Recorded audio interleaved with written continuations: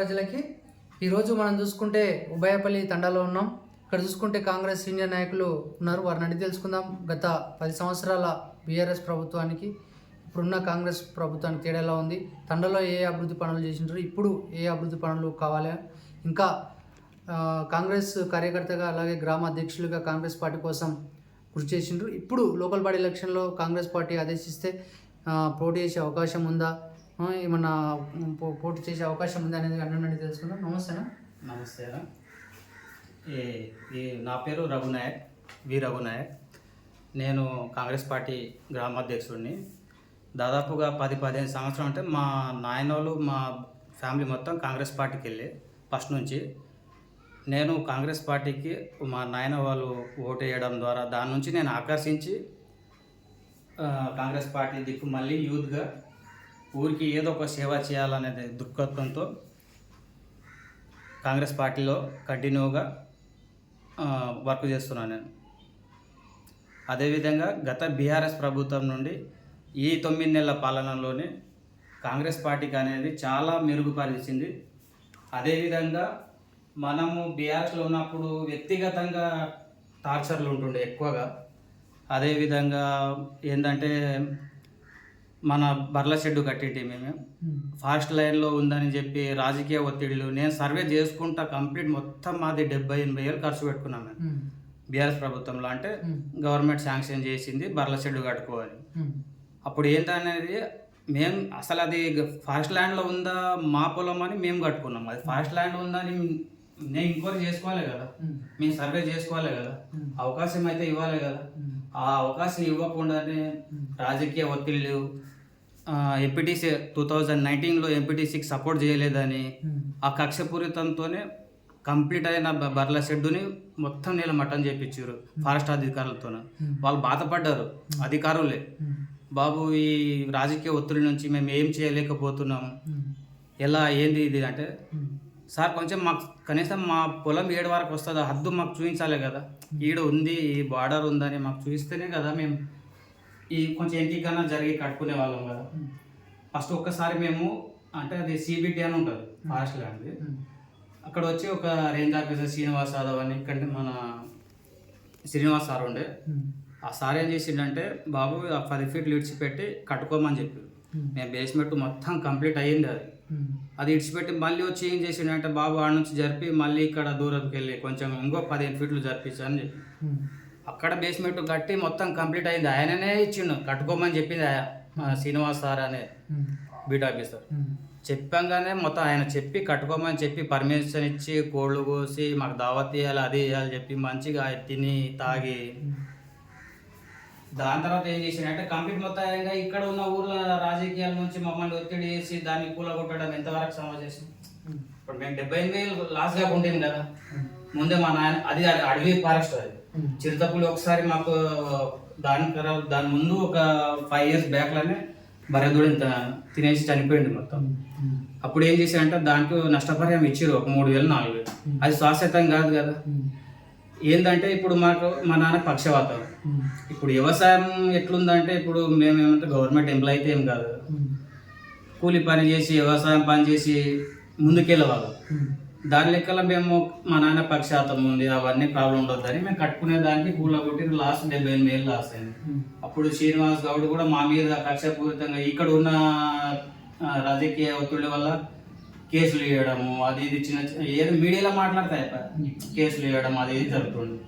ఇంకా ఊళ్ళో రాజకీయాలు అది ఈ విధంగా జరుగుతూనే ఉంటాయి. ఫర్దర్గా మనం కూడా అటువంటిది చేయకుండా అందరికీ న్యాయం చేయ ఆలోచనతోనే మనకు చేసినట్టు అన్యాయం మనం ఎదురు వాళ్ళకి చేయకూడదు. అదే కాంగ్రెస్ పార్టీలో ఉన్న నాయకులది, నేను కూడా అదే అనుకున్నా. మనకు నష్టం జరిగితే మనం రివెంజర్గా తీసుకునేది పద్ధతి కాదు. మనం అందరం బాగుండాలి, మనకు జరిగినట్టు నష్టం ఇంకొక వ్యక్తికి జరగకూడదు. ఈ విధంగా అనేది మనం పార్టీలో వచ్చాము, పార్టీ కోసం కష్టపడ్డాము. అదేవిధంగా మొన్న మన శ్రీనివాస్ రెడ్డి ఎమ్మెల్యేగా పోటీ చేసినప్పుడు కూడా మేము అందరం యూత్, మంత్రి గారు వచ్చినప్పుడు కూడా ఎంత తిప్పి కొడితే 15-20 మంది ఉన్నారు ఇక్కడ ప్రచారం కోసం కార్యకర్తలు.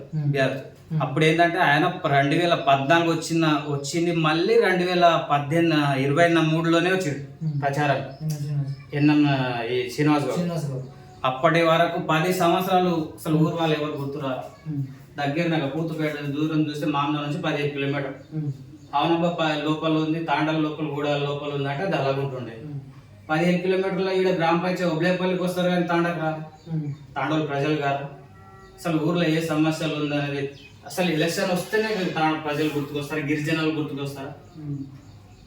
అదేవిధంగా ఎన్ఎం శ్రీనివాస్ రెడ్డి వచ్చినప్పుడు మేము ఒక్కరే నిలబడడం, ఒకరి నుంచి ఇంకో మా తోడు యూత్, ఇంకొక తోడు ఇంకో యూత్లు అందరు ప్రతి ఒక్కరు ఇట్లా ఐక్యమతంగా కష్టపడి నిరుద్యోగులు అందరు ప్రతి ఒక్కరు జమ అయ్యారు. అదేవిధంగా మహిళలు ఈ అందరు జమ అయ్యి ఎన్ఎన్ శ్రీనివాస్ రెడ్డికి ప్రతి ఒక్కరు కష్టపడి ఎంత వచ్చిందంటే 211 ఓట్లు వచ్చినాయి. మొత్తం 370 ఓట్లు ఈ మన బూత్ లెవెల్. మాది 60 బూత్ వస్తుంది, 59-60 బూత్ వస్తుంది. అందుట్లో మనకి ఏంటంటే 211 వచ్చినాయి మెజార్టీ. మంత్రి ఉన్నప్పుడే మాకు 211 వచ్చిందంటే ఇప్పుడు మేము కష్టపడినట్టే కదా పార్టీ కోసం. సొంతంగా నేను ఒక ఎమ్మెల్యేగా పోటీ అంటే ఒక సర్పంచ్గా పోటీ చేస్తున్నట్టు 25,000 నుంచి 30,000 ఖర్చు పెట్టుకున్నాం.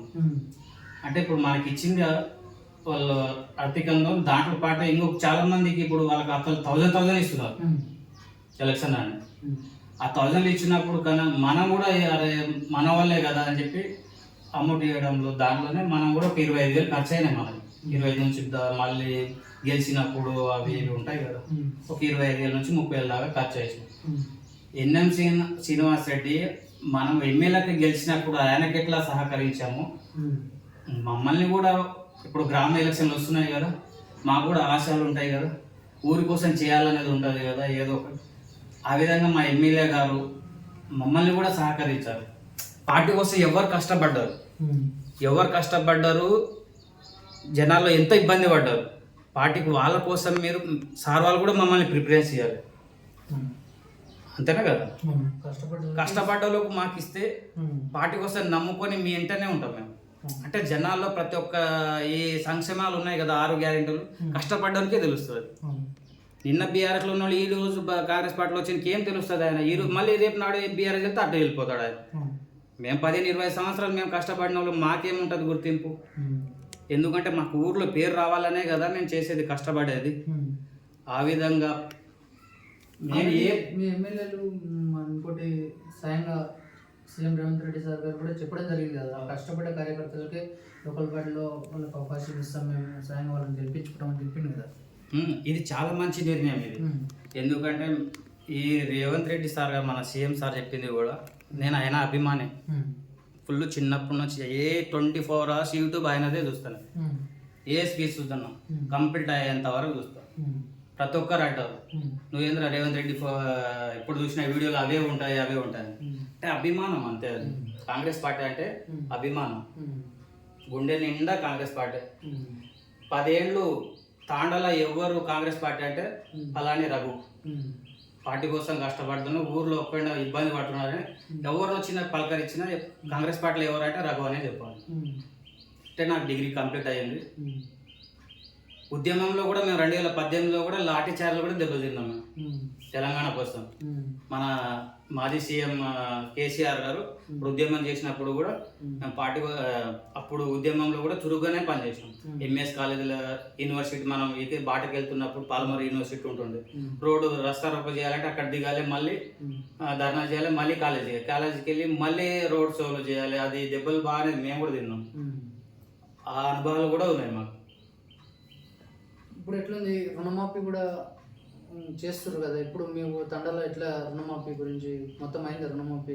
150,000 వరకు రుణమాఫీ అయింది.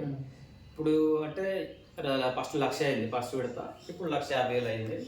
ఈ 150,000 ఏంటంటే కొన్ని మనకు అది పాస్బుక్ మిస్టేక్ అని, ఈ ఆధార్ కార్డు మిస్టేక్ అని, దానివల్ల ఈ కొంచెం లేట్ అవుతుంది. బ్యాంక్ వాళ్ళు కూడా మనకు ఈ గవర్నమెంట్ తొందరగా నిర్ణయం చేయడం వల్ల రైతులకు చాలా ఉపయోగపడ్డది.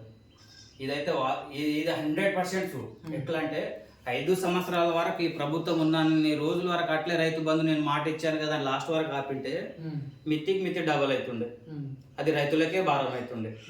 ఆ భారం కాకుండా మన రేవంత్ రెడ్డి గారు ఎట్లయితే మనం మొన్న ఎంపీ ఎలక్షన్లో మాట ఇచ్చారో ఆ మాట ప్రకారంగా 2 లక్షలు రుణమాఫీ చేసినట్టు ఇది 100% రైతు ప్రతి ఒక్కరికి న్యాయం జరిగిందే. ఇది గవర్నమెంట్కి రైతులు ఎప్పటికీ ఎన్నంటేగానే ఉంటారు.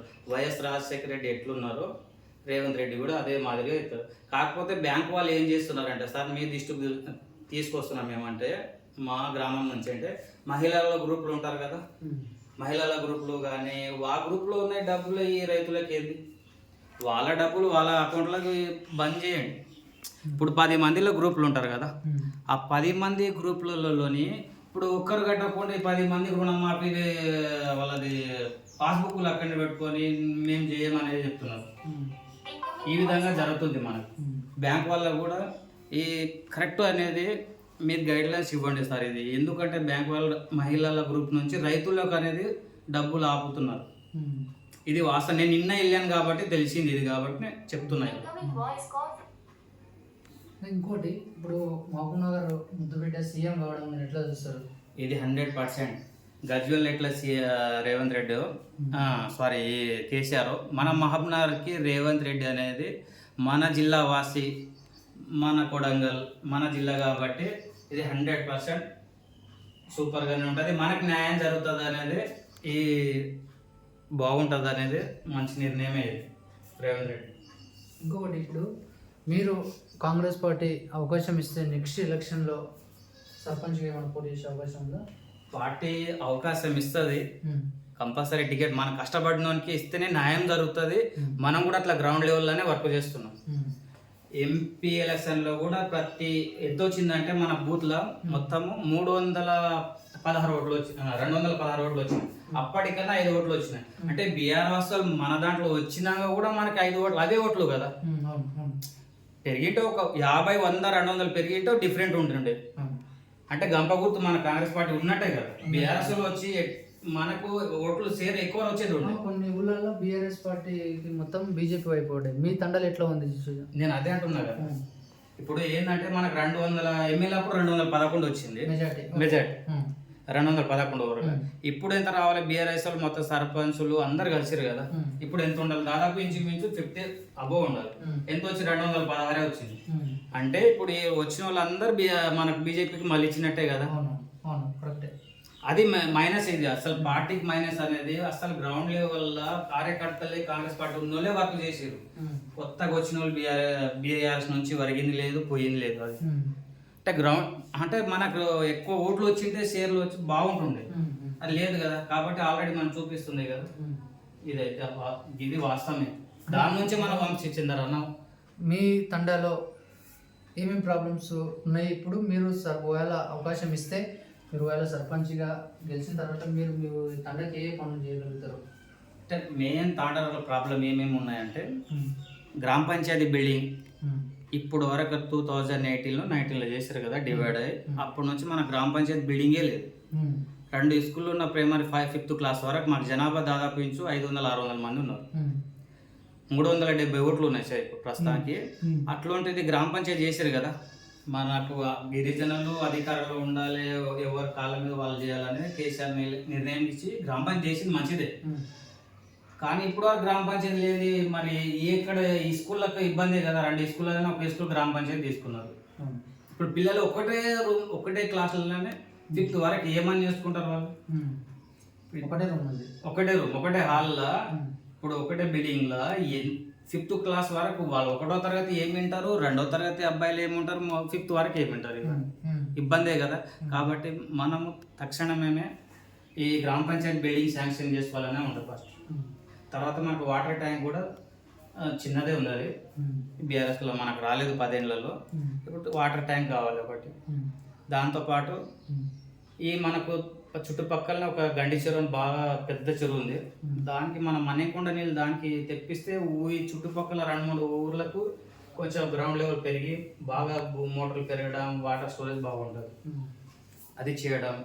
ఈ సంక్షేమం ఏందనేది ప్రతి ఊరికి, ప్రతి ఇంటికి ఇల్లు ఎక్కడ ఏ ప్రాబ్లం ఉన్నది, ఎక్కడ ఏమనేది ఎవరి దగ్గర ₹1 కూడా లంచం అనేది మాటనే ఉండకూడదు. ఈ మాట లేకుండా ఇప్పటి వరకు నేను కూడా ఏ పని చేసినా కూడా ఎవరి దగ్గర ₹1 కూడా ఆశించను. నిజాయితీగా మన పెట్రోల్ బండి, నా పెట్రోల్ అనే బండిలో నేను పెట్రోల్ సొంతంగానే నా చేతి డబ్బులు వేసుకొని వెళ్ళి పనిచేస్తాను. ఇప్పుడు ఊర్లో ఎవరైనా చనిపోయింది అనుకో, నాకు ఉడత భక్తిగా ఒక 1500 అయితే ఇప్పుడు వరకు ఒక 3-4 ఇచ్చాను. కరోనా టైంలో ఇవ్వలేకపోయిన ఆర్థిక ఇబ్బంది కదా, మన సొంత ఇల్లు గడవడానికి ఇబ్బంది కాబట్టి స్టార్ట్ చేసిన, మళ్ళీ మెల్లగా రన్ చేద్దాం అనుకుంటున్నా. ఇది ప్రతి సంక్షేమం ప్రతి ఇంటికి ఏ విధంగా కక్షపూరితంగా అనేది ఉండకూడదు. ప్రతి సంక్షేమం ప్రతి లబ్ధిదారికి చెందాలి. ఇదైతే నా నిర్ణయం. యువతలో కూడా అంటే మంచిగా అందరం బాగుండాలి, ఈ రకంగా అనేది నిర్ణయం తీసుకొని పనిచేద్దాం అనుకుంటున్నాం. Okay, thank you. Thank you.